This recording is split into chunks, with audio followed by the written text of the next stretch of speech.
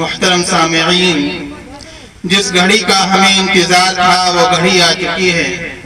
ہمارے معزز مہمان جناب حضرت مفتی شاہد حسین صاحب، شیخ الحدیث جامع مسجد امروہہ، ہمارے درمیان اسٹیج پر تشریف لا چکے ہیں۔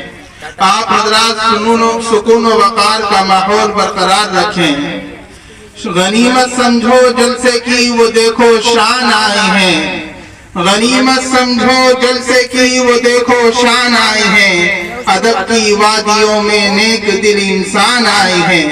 ستاروں راگنی گاؤ، ہنسی پھولو غزل سناؤ، بہاروں پھول برساؤ، میرے مہمان آئے ہیں۔